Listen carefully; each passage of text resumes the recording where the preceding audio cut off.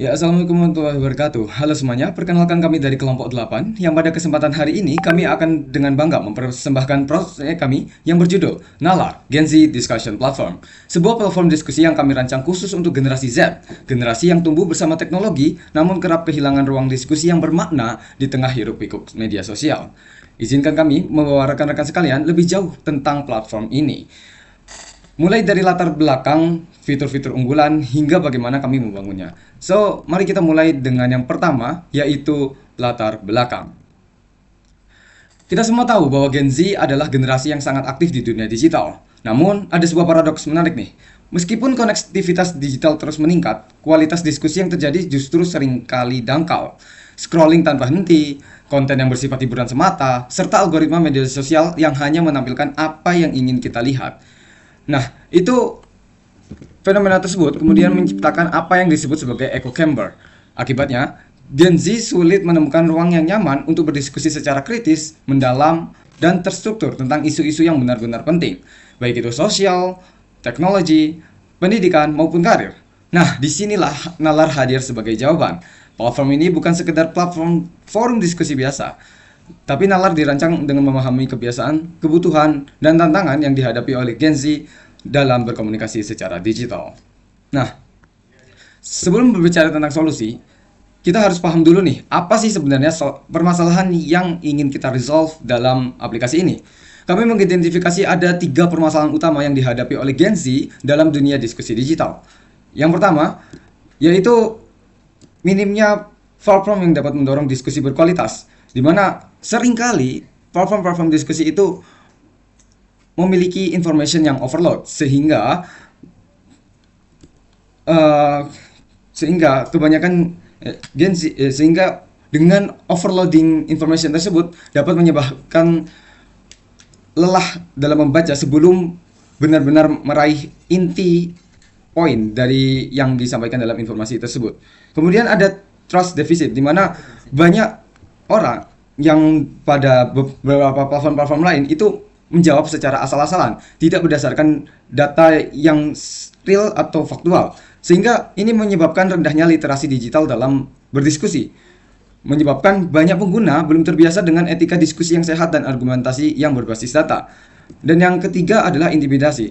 Ini dapat tercipta karena tidak adanya komunitas yang terstruktur. Diskusi di media sosial itu cenderung tersebar, tidak terorganisir, dan mudah tenggelam oleh konten-konten baru, sehingga menyebabkan pengguna-pengguna baru yang ingin terjun ke dalam dunia diskusi tersebut takut akan pertanyaannya itu terintimidasi oleh user-user lainnya. Nah, ketiga masalah inilah yang menjadi dasar lahirnya Nalar atau aplikasi yang kita angkat pada proyek kali ini.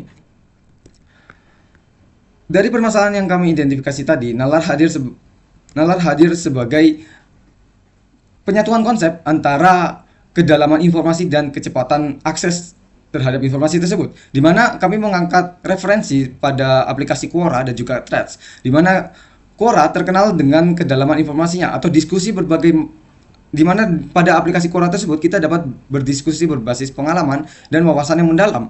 Sedangkan format Threads itu kami jadikan acuan referensi untuk kecepatan akses informasinya, di mana pada Threads itu terdapat microblogging, ringkas, cepat, dan sangat cepat untuk dikonsumsi, sehingga lahirlah titik temunya yaitu Nalar, di mana ekosistem diskusi yang aman, relevan, dan readable untuk generasi Z. Nalar hadir untuk menyaring kebisingan dan menyajikan inti pengalaman.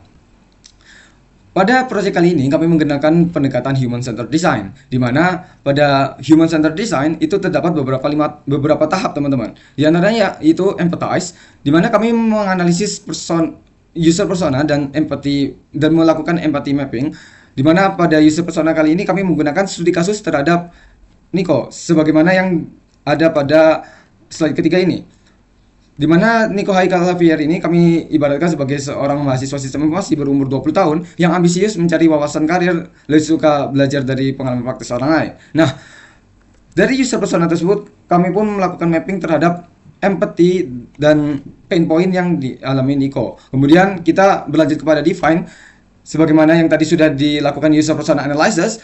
Di define ini kita mendefinisikan apa aja sih pain points dan how might we atau bagaimana kita perlu menyelesaikan permasalahan yang ada di pain point tersebut. Kemudian kita melakukan ideate atau sketsa terhadap ide awal dari proyek ini, di mana kami melakukan crazy edge dan juga priority matrix. Lalu berlanjutlah kepada prototype, yaitu kita menggunakan high fidelity UI menggunakan software Figma, dan yang terakhir adalah tes menggunakan menggunakan sistem usability testing atau SUS. Nah, kemudian setelah ini akan dijelaskan terkait UI guideline dan juga solusi-solusi yang kami tawarkan pada proyek kali ini, yang akan dijelaskan oleh saudara kami yaitu Faiz. Silakan Faiz. Sekarang kita masuk ke bagian fondasi visual nalar, yaitu desain sistem yang menjadi acuan konsistensi seluruh tampilan platform ini. Jadi di sini ada 3 elemen utama yang kami definisikan. Yang pertama itu tipografi. Nah, kami menggunakan 2 font, Figure 3 sebagai font utama bersih dan mudah dibaca, dan Ineria Serif sebagai aksen untuk memberikan kesan hangat. Ukurannya berjenjang dari H1 hingga H3 agar hierarki informasi langsung terbaca. Untuk color palette-nya dominasi warna biru ungu, yaitu 4F, 46, E5, mencerminkan kepercayaan dan kecerdasan dengan spektrum gelap sebagai background yang nyaman untuk dibaca dalam waktu lama. Lalu untuk komponen tombol, badge, dan avatar, pengguna dirancang konsisten dengan sudut membulat agar terasa ramah dan tidak kaku. Yang ketiga, jadi itu ketiga elemen ini kami kumpulkan dalam satu desain sistem sehingga seluruh halaman nalar terasa sebagai satu produk yang utuh dan komprehensif. Lalu pada solusi yang pertama untuk mengatasi informasi overload, masalah pertama itu kami selesaikan adalah terlalu panjangnya pengguna, jadi kelelahan sebelum menemukan inti informasi. Dari solusi kami itu tata letak yang bersih dengan white space yang cukup agar paragraf, sehingga pengguna bisa scan konten secara cepat tanpa harus membaca kata per kata. Yang kedua itu fitur highlight kalimat kunci. Pengguna langsung melihat poin terpenting dari sebuah jawaban dalam hitungan detik. Nah, jadi sederhananya langsung jawab keluhan nyata pengguna tanpa terlalu banyak teks yang bikin capek baca. Lalu solusi yang kedua dalam menyortir dan menemukan relevansi. Jadi masalahnya itu sulit menemukan jawaban yang relevan di antara ratusan komentar. Nah, nalar menyelesaikan dengan 3 mekanisme: tab for you, following, dan trending. Mempersonalisasikan konten sesuai minat pengguna. Lalu sistem upvote dan vote, mengangkat jawaban berkualitas ke atas secara organik tanpa algoritma tersembunyi, dan fitur waktu memastikan informasi yang didapat up to date. Jadi hasilnya setiap menit yang dihasilkan di nalar membawa informasi yang benar dan berguna.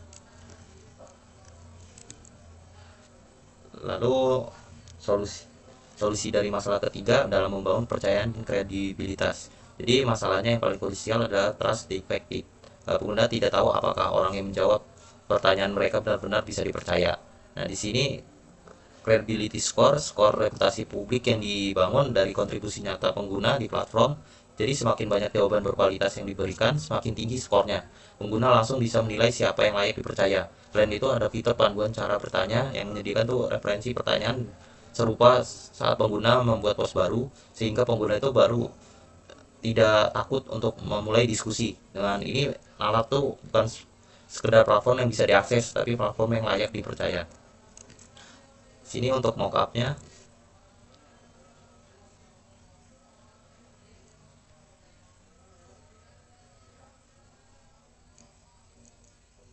Untuk mockupnya kami memiliki 8 UI. Dari yang pertama itu homepage yang menampilkan keseluruhan pertanyaan dan jawaban dari seluruh pengguna, lalu kontak jika sudah berteman, lalu bisa saling tukar informasi dan profil dari pengguna, dan post detail untuk lebih detail dari pengguna dalam menjawab ataupun bertanya pada homepage, lalu chat dari kontak yang ada, lalu like dan post, dan setting untuk aplikasi ini agar pengguna bisa melakukan perubahan ataupun up to date. Untuk seperti yang sudah saya bilang tadi, itu metode yang kami gunakan adalah usability testing, di mana pengujian langsung, di mana pengguna diminta menyelesaikan serangkaian tugas pada prototipe kami, sementara kami mengamati juga mencatat apa yang terjadi dan apa yang tercatat. Untuk metodenya di sini kita menggunakan kuesioner yang dalam bentuk Google Form. Dan siapa yang kami uji? Untuk yang kami uji sendiri itu ada 5 partisipan, di mana 5 partisipan itu semuanya adalah mahasiswa Sistem Informasi Institut Teknologi PLN, di mana berusia sekitar 20 tahun dan merupakan juga pengguna aktif forum, diskusi atau media sosial sehari-hari seperti biasa misalkan Quora, IG maupun TikTok. Dan mengapa 5 orang? Karena ini bukan jumlah yang acak, di mana kami mengikuti standar yang ditetapkan oleh Nielsen Norman yang menemukan bahwa pengujian dengan 5 pengguna itu sudah tepat karena mampu mengungkapkan hingga 80% permasalahan usability utama pada sebuah sistem. Jadi 5 partisipan ini juga sudah cukup representatif untuk memberikan insight yang signifikan. Dan pertanyaannya apa yang kami ukur? Itu kami mengukur 3 sukses matrix, di mana target yang kami jadikan tolak ukur itu ada. Pertama itu ada test competition, di mana test competition rate ini target kami minimal 80%, yang artinya setidaknya 8 dari 10 tugas yang diberikan harus bisa selesai oleh partisipan tanpa bantuan dari kami. Dan yang untuk yang kedua itu adalah time on test, di mana time on test itu sendiri menargetkan setiap tugas dapat diselesaikan dalam waktu maksimal 3 menit, di mana ini mencerminkan apakah navigasi dan alur platform sudah cukup intuitif. Dan yang terakhir, yang ketiga, kami menargetkan rata-rata kesalahan kami tidak lebih dari 1 error per tugas. Semakin rendah errornya juga semakin mudah kalau membuktikan kalau platform kita itu mudah dipahami. Dimana ketiga metrik ini kami pilih karena paling langsung mencerminkan pengalaman pengguna yang sesungguhnya, bukan sekedar persepsi tapi kayak perilaku nyata yang digunakan oleh pengguna itu sendiri. Oke, untuk selanjutnya itu ada hasil evaluasi dan seluruh proses pengujian yang sudah kami lakukan. Kami menggunakan metode System Usability Scale atau SUS, di mana sebagai instrumen pengukuran utama kami. SUS sendiri adalah kuesioner standar industri yang terdiri dari 10 pertanyaan dan sudah digunakan secara luas dalam dunia penelitian UI UX sejak tahun 1986. Dan untuk hasilnya sendiri, Nalar memperoleh skor 83,5 yang termasuk dalam kategori excellent dengan tingkat penerimaan acceptable, di mana artinya pengguna tidak hanya menggunakan platform ini tapi mereka juga bisa nyaman dan puas saat menggunakannya. Nah, seperti kita lihat perbedaannya seperti yang sudah saya bilang, pertama itu ada gambar dan juga tipografi, di mana perbedaannya di sini sudah jelas isinya kurang lebih apa dan juga logo yang sudah dimasuki, kemudian juga di message juga sudah terisi juga dengan jelas kurang lebihnya seperti gimana. Seperti misalkan di sini kita ada berapa lama chat ini terakhir digunakan, dan juga langsung lanjut juga ke sini sudah ada beberapa fitur seperti edit profile, share profile, dan juga pilihan seperti threads, replies, media, dan juga repost. Dan di sini juga ada answer, di mana ini untuk mendetailkan suatu post. Misalkan dari sini kita pencet postingannya, dia bisa lari ke sini, di mana di sini untuk di mana orang di saat forum bisa bertanya dan juga di sini menjawab. Seperti contoh di sini Zaki bertanya dan juga Arif Lima yang menjawab. Dan juga di sini juga ada fitur chat, di mana fitur chat ini sendiri adalah penting, mengambil referensi dari beberapa sosial media. Nah, untuk prototipe sendiri di sini kurang lebih seperti ini. Mungkin tidak terlihat jelas dikarenakan banyaknya navigasi, tapi mungkin bisa dikasih contoh. Nah, seperti ini saat pertama kali muncul di flow pertama itu ada homepage, di mana homepage itu sendiri seperti biasa kayak for your page dan lain-lain, dan kita juga sudah memasuki fitur scroll secara vertikal. Dan kalau misalkan kita pencet navigasi ke ini, ke kontak, seperti saya bilang itu juga ada pencetannya kayak kontak yang dihubungi, dan lagi-lagi ini sudah sesuai vertikal scrollingnya. Dan saat kita pencet juga di sini tuh bisa masuk ke bagian chat yang seperti sudah saya bilang sebelumnya. Dan juga ada fitur untuk balik lagi ke kontak biar tidak looping atau stuck di bagian satu halaman saja. Terus lanjut lagi, seperti saya bilang ini juga plus untuk new post. Di sini bisa ada juga contoh gambar yang sudah kita masuki keyboardnya seperti orang mau ngepost seperti pada biasa.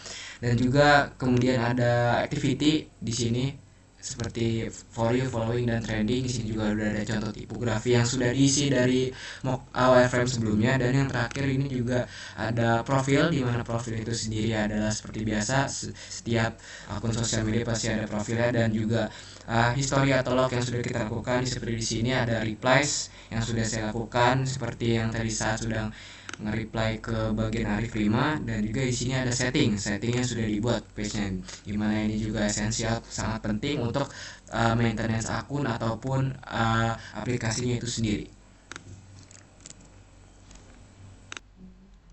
Oke, terima kasih Gia atas kesempatannya. Nah, kita sampai pada slide terakhir, yaitu kesimpulan dan saran. Dimana sebelum kami menutup presentasi kali ini, izinkan kami merangkum apa yang telah kami sampaikan pada presentasi proyek kali ini. Kesimpulannya adalah Nalar berhasil memecahkan dilema platform diskusi bagi generasi Z melalui desain yang readable, relevan, dan terpercaya. Namun tentunya sebagai improvement project yang berkelanjutan, kami memiliki saran untuk keberlanjutan project ini, di mana iterasi mendatang akan berfokus pada elemen gamifikasi untuk meningkatkan retensi jangka panjang atau functional product phase. Saya Zakir Maidar beserta rekan saya Arge Mahardika Putra dan Faiz Nur Badriansyah selaku kelompok 8 pamit undur diri. Terima kasih atas kesempatan dan perhatiannya. Wassalamualaikum warahmatullahi wabarakatuh.